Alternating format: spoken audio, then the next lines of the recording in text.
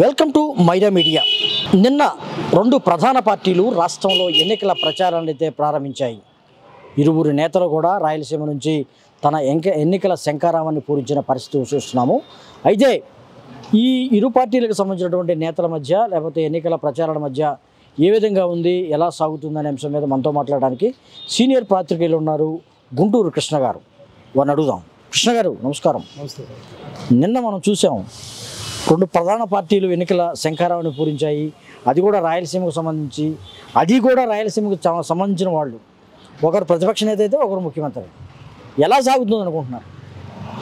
నిన్న మనం చూసినట్టయితే రెండు ప్రధాన రాజకీయ పక్షాలు, రెండు ప్రధాన రాజకీయ పార్టీల నేతలు, జగన్మోహన్ రెడ్డి గారు, ఇటు చంద్రబాబు నాయుడు గారు, ఇద్దరు రాయలసీమ ప్రాంతానికి చెందిన వాళ్ళే. ఇద్దరు తమ తమ స్వస్థలాల నుంచి ప్రారంభించారు. కానీ ప్రజాస్పందన చూస్తే ఎలా ఉంది? జగన్మోహన్ రెడ్డి గారికి ఇసుకేస్తే రాలంతమంది జనం వచ్చారు. 60 కిలోమీటర్లు రావడానికి బస్సు యాత్రలో 6 గంటల టైం పట్టింది. అదే చంద్రబాబు నాయుడికి అది ఒక తుస్సు యాత్రలాగా అయిపోయింది. కానీ మీరు ఇలా అంటున్నారు, కానీ తెలుగుదేశం మీడియా కానీ లేకపోతే తెలుగుదేశంకు సంబంధించినటువంటి వాళ్ళు కానీ అంటున్నారు, జగన్మోహన్ రెడ్డికి జనాలు లేరు, బస్సు యాత్రలో జనాలు లేరు, అది కూడా బస్సు యాత్ర తుస్సు యాత్ర అయిందండి. తెలుగుదేశం పార్టీ పచ్చ మీడియా సృష్టి. ఆ జగన్మోహన్ రెడ్డి గారు ఏ మీటింగ్ పెట్టినా జనం విపరీతంగా వస్తారు. కానీ ఆ మీటింగ్కి జనమే లేరు. ఉదాహరణకి సిద్ధం సభలు చూద్దాం. సిద్ధం సభల్లో జనం విపరీతంగా వచ్చారు. సిద్ధం సభల్లో అన్ని సక్సెస్. కానీ వాళ్ళ మీడియా ఏం ప్రచారం చేసింది? మ్యాట్లు వేసి గ్రాఫిక్స్ చేసి అదంతా నిండినట్టు చూపించారని చెప్పేసి ప్రచారం చేశారు. ఆ ప్రచారాన్ని జనం నమ్మలా, ఇప్పుడు కూడా నమ్మరు ఈ ప్రచారాలని. ఇది కావాలని ఎల్లో మీడియా సృష్టి తప్పితే జనం ఇసుకేస్తే రాలనంత మంది జనం జగన్మోహన్ రెడ్డి గారి పరిపాలన మెచ్చి, జగన్మోహన్ రెడ్డి గారు చేసిన సంక్షేమాన్ని, అభివృద్ధిని దృష్టిలో పెట్టుకొని మళ్ళీ జగన్మోహన్ రెడ్డి గారిని గెలిపించాలనే ఉద్దేశంతో జగన్మోహన్ రెడ్డి గారికి మద్దతుగా మేము ఉన్నాం, నిన్నే మేము గెలిపిస్తాం అని చెప్పి ఒక ఫ్లో లాగా, ఒక ఉప్పెనలాగా, ఒక సునామీ లాగా ఈరోజు జన సునామీ జగన్మోహన్ రెడ్డి గారికి సపోర్ట్ చేస్తుంది. అది చూసి ఓర్చుకోలేక ఈ ప్రతిపక్ష మీడియా ఇట్లా కుట్ర రాజకీయాలు చేస్తూ అసలు ఆ సభలో సక్సెస్ కావాలన్నట్టు చూపిస్తుంది. అంతే. అదొకటి కూడా మరొక ఆరోపణ కూడా చేశారు. ఆయన ఏసీ రూమ్లో కూర్చొని, ఏసీ దాంట్లో కూర్చొని మరి ఎన్నికల ప్రచారాన్ని అయితే లేకపోతే ప్రచార ర్యాలీని అయితే ప్రారంభించారని కూడా ఒక ఆరోపణ అయితే ఉంది. అది ఏసీ చంద్రబాబు నాయుడు ఆయన ఎండలో తిరుగుతున్నాడా? చంద్రబాబు నాయుడు బస్సులో కూడా ఏసీ ఉందిగా. చంద్రబాబు నాయుడు బస్సు యాత్ర చేశాడు. ఎండలో నేను బాగా మెట్టి మధ్యాహ్నం తప్పుడు ఎండలో నుంచి రోడ్డు మొత్తం తిరిగాడా చంద్రబాబు నాయుడు? ఎక్కడ జనం ఉంటారు, ఎక్కడ మీటింగ్ ఉంది? ఇది బస్సు యాత్ర. బస్సు యాత్రలో ఏసీలు లేకుండా, బస్సు యాత్రలో కిటికీలు లేకుండా ఉంటాయా? బస్సు యాత్ర ఎలా జరిగింది అనుకున్నారు? పొద్దుటూరు సభ చూసాము. పొద్దుటూరు సభ ఎలా అనిపించింది మీకు? ఏంటి అసలు పొద్దుటూరు ఆ సభ ఏమన్నా సిద్ధం సభలాగా ఉందా? ఎట్లా ఉందా? సిద్ధం సభకు మించుంది. పొద్దుటూరు సభ సిద్ధం సభకు మించుంది. సిద్ధం సభ ఒకే చోట కేంద్రీకృతం చేశారు. ఇది అట్లా కాదు. ఇది బస్సు యాత్ర అంటే ఊరు రావటం కాబట్టి ఇళ్లలో ఉన్న ప్రజానికం మొత్తం జగన్మోహన్ రెడ్డి గారికి మేము మద్దతు, ఈసారి ఓటు నీకే, నీ ద్వారా మేము సంక్షేమం పొందాం, నీ ద్వారా మేము అభివృద్ధి చెందాం, మా జీవితాలను మార్చిన మహానుభావుడు నువ్వు, ఖచ్చితంగా నిన్నే గెలిపించుకుంటామని చెప్పేసి ప్రతి సెంటర్లో, ప్రతి రోడ్డు మీద, ఇళ్ల మీద అయితేనేమి, మేడల మీద అయితేనేమి, రోడ్డు మీద అయితేనేమి ప్రజలు బ్రహ్మరథం పట్టారు జగన్మోహన్ రెడ్డి గారికి. ఓకే అంటున్నాడు, నేను దాదాపు 130 సార్లు బటన్ నొక్కాను, మీరు 2 సార్లు నొక్కండి నా కోసం అంటున్నాడు. నిజంగా ప్రజలు నిజంగా నొక్కే ఉందంటారా? ఖచ్చితంగా.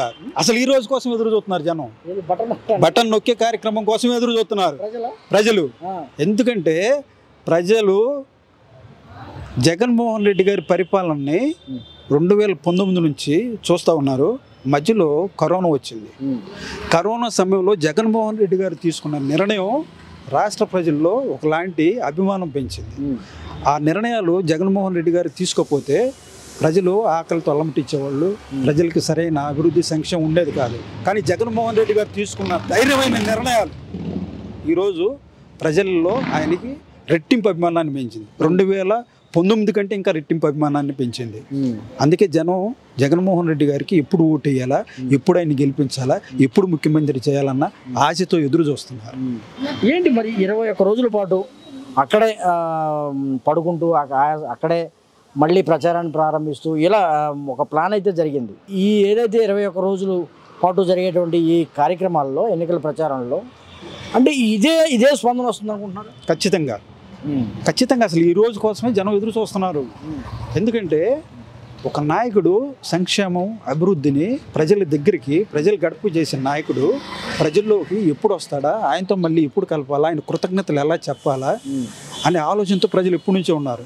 అది ఈ రోజు ప్రజలకు దొరికింది, నెరవేరుతుంది. ఆ రోడ్డున వస్తుంటే బస్సు యాత్రలో ఇళ్ళ నుంచి బయటకు వచ్చి, అన్న జగనన్న మీకు తోడు నీవు ఉన్నావు అని చెప్పి ఆయన కూడా ఒక ఉల్లాసాన్ని, ఉత్సాహాన్ని ఇస్తుంది. కానీ 175 అని చెప్తున్న పరిస్థితుల్లో, అంటే మామూలుగా 175 అని చెప్తున్నాడు, ఒక నినాదం అయితే ఉంది.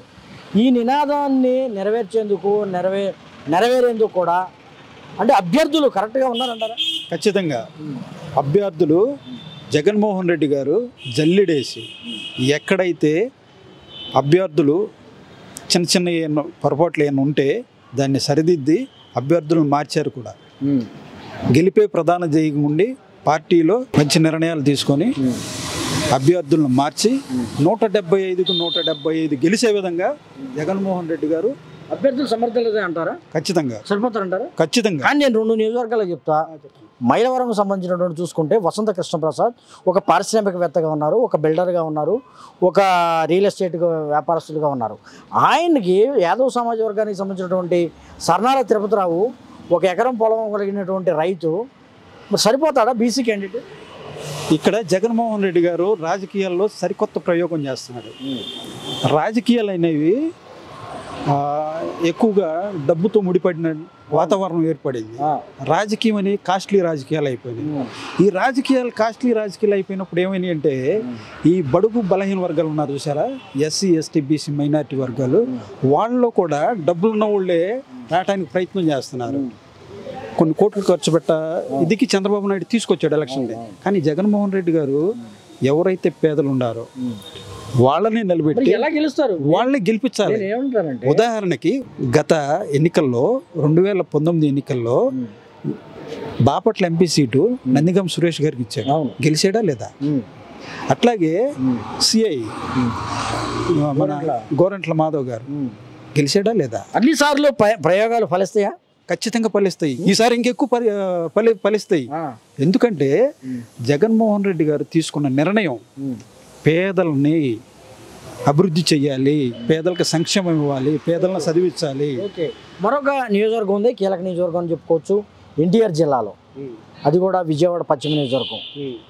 సామాన్యుడు ఒక చైర్మన్, మామూలుగా చైర్మన్, ఏది ముస్లిం మైనారిటీ ఫైనాన్స్ కార్పొరేషన్ చైర్మన్గా ప్రస్తుతం ఉన్నారు ఆయన, ఆసిఫ్.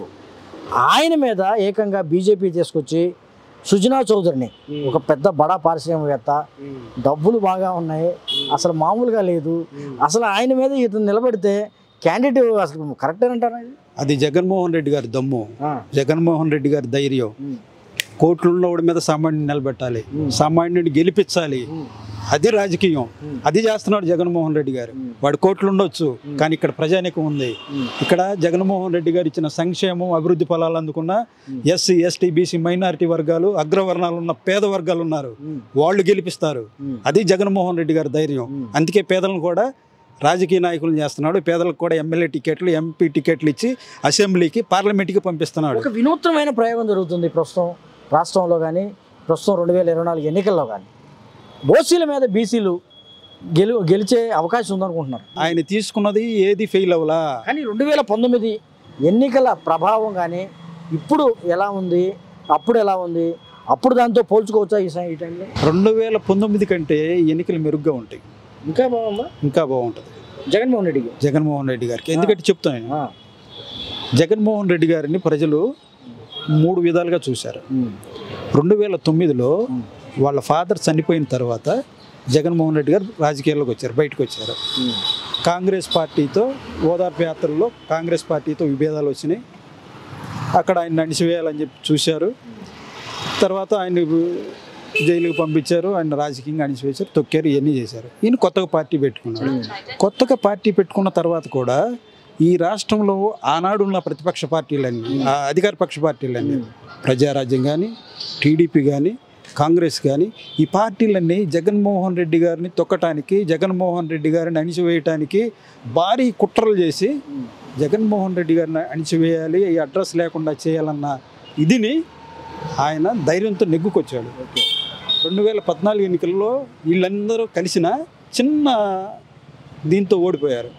అక్కడ నుంచి ప్రతిపక్ష నాయకుడిగా ప్రజల్లోకి వెళ్ళి తెలుగుదేశం పార్టీ కూటమి ఏదైతే ప్రజలకి చేస్తానని చెప్పిందో, ఏదైతే వారి ఎజెండాలో పెట్టిందో ఏది చేయలే తెలుగుదేశం ప్రభుత్వం. దాన్ని ప్రజలకు వివరించి, ప్రజలకు తెలియజేసి, అసెంబ్లీలో పోరాడి మళ్ళీ పాదయాత్ర ద్వారా ప్రజల దగ్గరికి వెళ్ళి నేరుగా చెప్పాడు. 2019లో గెలిచాడు. తర్వాత ఇప్పుడు ప్రస్తుతం కూడా అన్ని పార్టీలు ఏకమైనాయి. 3 పార్టీలు కూడా మూకమ్మడిగా దాడికి వస్తున్నాయని కూడా చెప్పుకోవచ్చు జగన్ మీదకి. ఎలా ఎదుర్కొంటాడు? 14లో కంటే 2019 నుంచి ఇప్పటి వరకు జగన్మోహన్ రెడ్డి గారిని ఒక పరిపాలకుడిగా చూశారు. అప్పుడు ప్రతిపక్ష నాయకుడిగా చేసుకున్నారా? ఇప్పుడు ఖచ్చితంగా పరిపాలకుడిగా గుర్తిస్తున్నారా? 100కి 100% ఆయన పరిపాలకుడు. ప్రతిపక్షం అసలు పాలనే రాదని చెప్తున్నారు. ప్రతిపక్షాలకు పాలన రాదు. ప్రతిపక్షంలో ఎవరున్నారు? చంద్రబాబు నాయుడు ఉన్నాడు. చంద్రబాబు నాయుడుకి ఆయన పరిపాలకుడైతే 23 సీట్లు ఎందుకు వచ్చాయి? మరి జనసేన ఈయన ఉన్నాడు కదా, పవన్ కళ్యాణ్, ఆయన పరిపాలకుడైతే 2 చోట్ల ఎందుకు ఓడిపోయేవాడు? వాళ్ళు పరిపాలకులు కాదు, వాళ్ళు ఫెయిల్యూర్ పర్సన్స్. జగన్మోహన్ రెడ్డి గారు సక్సెస్ఫుల్ పర్సన్. 2024లో కూడా సక్సెస్ఫుల్ పర్సన్. 175కి 175 కొట్టి తీరతాం. ఇది గుంటూరు కృష్ణ గారు చెప్తున్నారు. ఏదైతే 2024లో మళ్ళీ జగన్ ప్రభంజనం రాబోతుంది, మళ్ళీ జగన్ మరోసారి ముఖ్యమంత్రి కాబోతున్నాడని కూడా చెప్తున్న పరిస్థితి.